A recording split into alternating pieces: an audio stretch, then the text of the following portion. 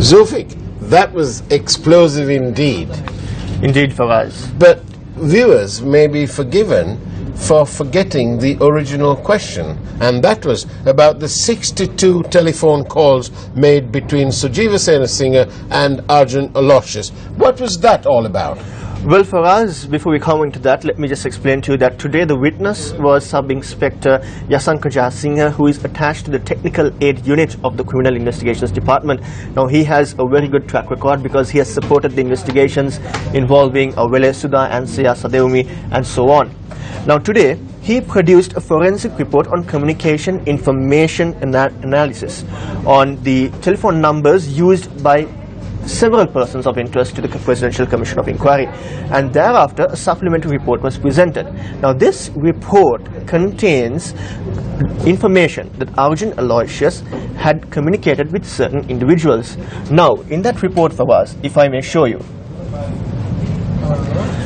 it says that Sujiva Senasinghe, when he was in court, had communication over the phone 62 times with Arjun Aloysius. Was that all one ways, Zulfik? 62 calls between Sujiva Senasinghe from Sujiva to Arjun Aloysius, or was that a sum total of the calls between the two? It's a total of the calls between the two for us.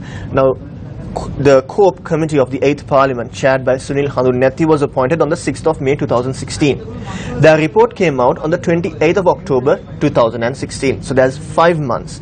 Within those 5 months, Sujiva Senasinghe was appointed to replace another member who resigned. Now, he was appointed in July 2016. Right. So during that period, 62 calls were made between Sujiva Senasinghe and Arjun Aloysius. Now, it doesn't end there for us. It goes on to several other calls, isn't there? Indeed, Harshana Rajakaruna had 23 calls with Arjun Aloysius.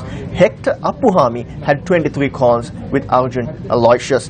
Ajit P. Pereira had 2 calls with Arjun Aloysius. And finally, the current Minister of Sports, Dayasri Jayasekara, had 2 calls with Arjun Aloysius. Now, for us, we spoke to Dayasri Jayasekara this afternoon and asked him, what did Arjun Aloysius want him to do in these phone calls? Let's have a listen to the response by the minister. He is someone I knew for many years. He helped me during the provincial council elections when I was contesting for the provincial councils from the SLFP. He spoke to me when the bond matter was ongoing. He wanted to meet, and I met him. He asked me whether I can help in this process. He said he is innocent in the bond matter and that he needed help. This was when the matter was being investigated by COPE. At this point, we were proving that Arjuna Mahendran and Arjun Aloysius and a few others had carried out some form of corruption in this bond transaction. I was a member of the COPE investigating into this bond scam. We were tirelessly investigating what had happened. I told him that we cannot do anything regarding this because there was clear corruption here. Yes, he spoke to me. He called because of the past friendship we had. The friendship has no say here because I had not purchased apartments through him. I had not received money for an apartment from him. I had not received any money from him regarding this matter. He called me after 3 or 4 years to talk about this matter. We are people who work straight. I am not prepared to protect anyone, be it him or his father-in-law. I am not prepared to protect anyone in this bond matter. We received so many calls like this. We worked very systematically at COPE. I don't think anyone can intimidate me and get things done. What I have said has been recorded. So what I have to say is, do not connect me into this as some of the other politicians, because Arjun Aloysius has been having relationships with politicians long before all of this. I have never taken part in corrupt activities. I have to clearly state that if anyone tries to connect us with the thieves, at least God will prove that we are innocent.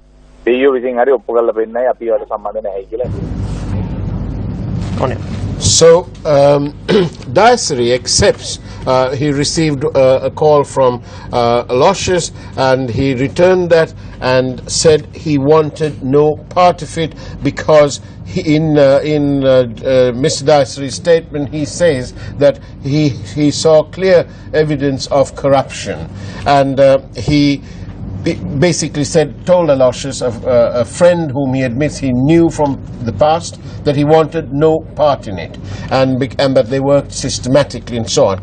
But Zulfik, what about the former Minister of Finance, Ravi K. or Ravi Karunanayake, the minister who was given an award for being the best finance minister in this part of the world?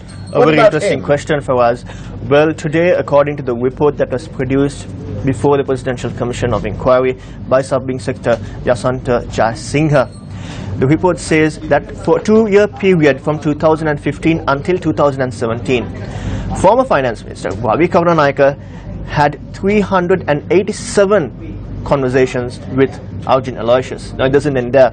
The wife of former Finance Minister Ravi Karunanayake, Mela Karunanayake, had 320 conversations over the phone with Arjun Aloysius. That's an astonishing 707 calls in total between Mr. and Mrs. Karunanayake and Arjun Aloysius. But there are more calls too. I mean, at the evidence that was put out today, Zulfik, what are we talking about? These two alone, or this trio, had 707 calls, and plus more, because there were others to other members of the family. What are we talking about in total? 1,000 calls? Well, for us, if you do the math, it's more than 1,000 calls, because you've got so many people. Maybe 2,000, maybe 3,000. This is like an auction. Is it a bond auction? I can't say that for us. But the evidence that was placed today before the Presidential Commission shows a large amount of calls that had been made to and back forth from Arjun Aloysius. Now, let me remind you that an individual called S. Padmanabhan filed a petition against the officers assisting the Presidential Commission of Inquiry. Indeed. Now, you'd be surprised for us that this individual had in fact had communication with Arjun Aloysius. Now, according to this report, Sangari Pillai Padmanabhan had 61 phone conversations with Arjun Aloysius, and out of that, 53 were made when Padmanabhan was working in the Public Debt Department. Most interestingly, he had made 703 Viber calls. The conversations between Arjun Aloysius and Padmanabhan was 703 Viber calls. Now, Arjun Mahendran, his data was also produced. Arjun Mahendran, the former governor of the central bank. The former governor of the central bank. His data was also produced before the Presidential Commission of Inquiry. Now, in this data that was produced on the 27th of February 2015, when the controversial bond auction had taken place, Arjun Mahendran had made and received certain phone calls, sent text messages. Now, right after the auction, at around 12:38 and 12:39, he had made 2 phone calls, and this who's he? Arjun Mahendran had made 2 phone calls to a particular number. That number belongs to the Prime Minister of the country, Ranil Wickremesinghe. Now, the Presidential Commission sent a questionnaire to the Prime Minister, and he had sent his responses in an affidavit. The Presidential Commission had sent further questions, and he is yet to respond to it. However, in those questionnaires, when asked about this phone call that Arjun Mahendran had made to him, the Prime Minister had said Arjun Mahendran called him over the phone and informed him that from the auction they raised 10.05 billion rupees. Nevertheless, the Commission has now requested Prime Minister Ranil Wickremesinghe to come before the Commission on Monday the 20th, because they have some information that they need clarification from the Prime Minister. So this is the history is in the making for all the wrong reasons. It's perhaps the first time ever that a serving Prime Minister of the Republic of Sri Lanka has ever given evidence while serving before a judicial process. I know that the commission is a fact-finding mission, but it has a certain element of the judiciary there. And so, Zulfik, on Monday, is it a certainty? Has the Prime Minister confirmed that he will be there? We have not received word whether he has confirmed whether he is going to come or not. However, the Presidential Commission has made a request that he must come before the Commission on the 20th at 10 a.m.